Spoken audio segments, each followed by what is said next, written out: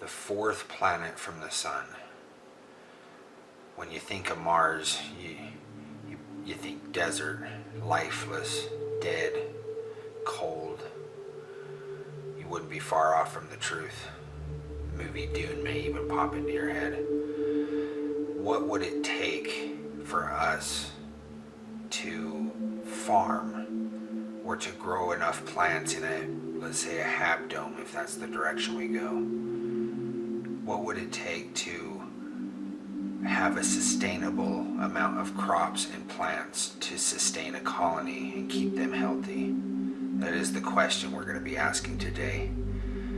Billions. It's going to cost billions. Is that really sustainable long term? We like to imagine going there one day and maybe making a colony. If we're to do that, I think it's a serious undertaking, probably one of the largest ones that mankind will ever go on, to be honest with you. Maybe deep in the future we'll do greater things, but to build a habitat on Mars that is sustainable for a colony, when it comes to growing plants, for people that grow plants, know that it's a lot more difficult than you realize.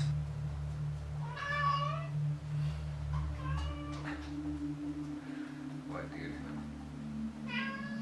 What? What do you want? I'm trying to film a YouTube video here.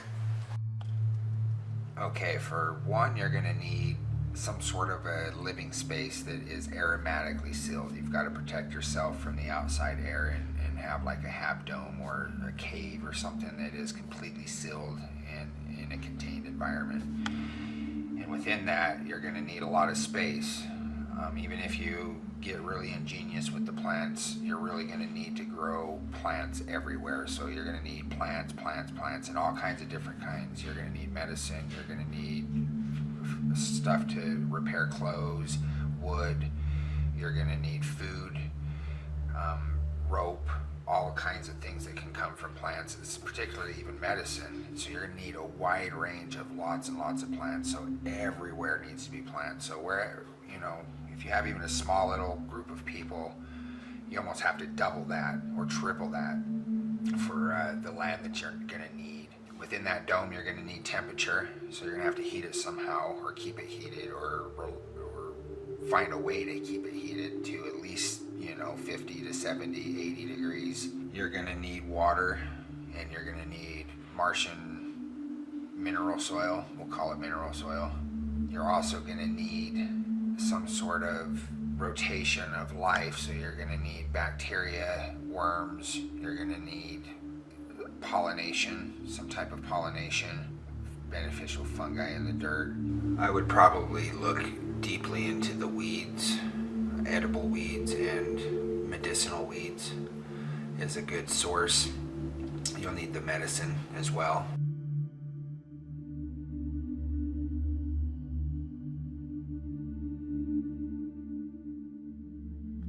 And the lighting.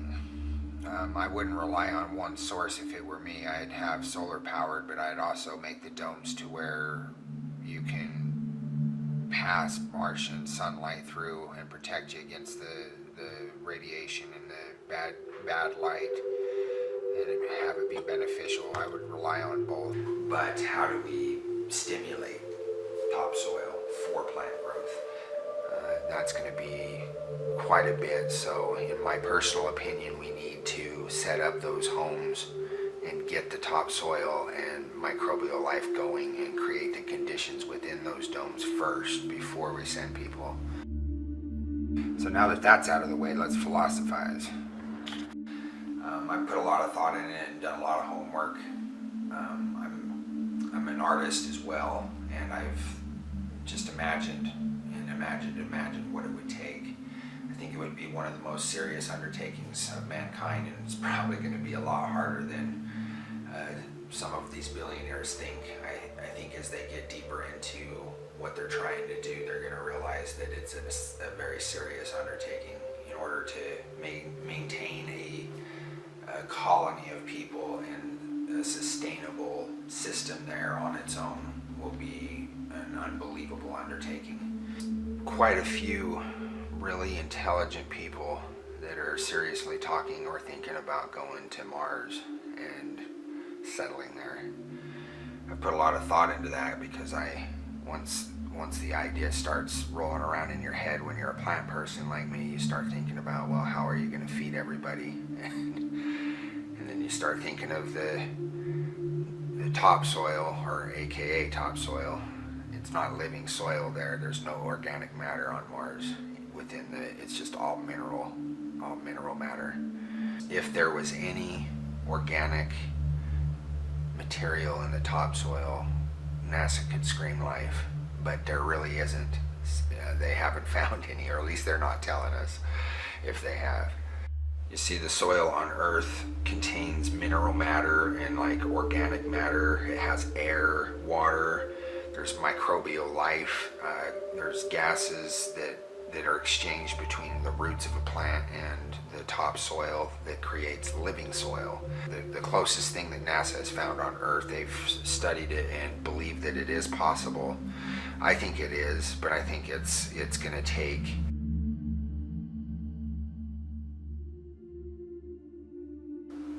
or are we going to be planning a rescue party? Aquaponics and other ways of gardening are possible, of course. There's some pretty darn ingenious ideas out there. I have a bunch myself. I've actually thought quite a bit about this, totally geeked out on it. So the good news is yes, I think we could do it, but it's going to be a much longer process, I think, than most people realize, because you're going to have to send robots in. I mean, we can't supply constant fertilizer and shipments on a regular basis and expect nothing to go wrong. If we're going to inhabit Mars, they're going to need everything to survive, and in order to do that, we're going to have to create Earth-like conditions within these aromatically sealed areas, however we choose to do that. Fertilizer. At first we're going to need fertilizers because there's absolutely no nutrients, and there hasn't been time, unless you go with my idea of sending robots ahead of time to get it going. You're going to need some sort of food for the plants, whatever system that you're going by. So you need a fertilizer. You need the mineral matter, which is already there. The process that converts atmospheric nitrogen gas into nitrogen compounds that can be used by plants. Soil bacteria are responsible for around 90% of the nitrogen fixation that occurs naturally. And you need some sort of nutrients. Composting is probably going to be a thing. It is possible. I do think it is, but I think it's going to be a much longer process. I think you're going to need to send robots there first to get it going and get some sort of a bacteria and microbial life growth going in the topsoil first before you send people, in order to get the cycle going. You can't rely on supply runs. It's too expensive. It's too hard to build enough robots to send. I mean, look at the price tag for the ones that we've already sent, and yeah, we can improve on the ideas and maybe make it more efficient, and I'm sure we will. But we cannot rely just on supply runs. You've got to be able to recycle and sustain yourself within these biodomes, basically, and that is going to be very difficult and it's going to take a long time to really get that going. I want to thank you for watching. I'm Corey Lefevre. Like, share, subscribe, bell, hit that like button. It works great for the YouTube algorithm, and we'll see you next time. Don't forget to make the world a paradise, 1 yard at a time.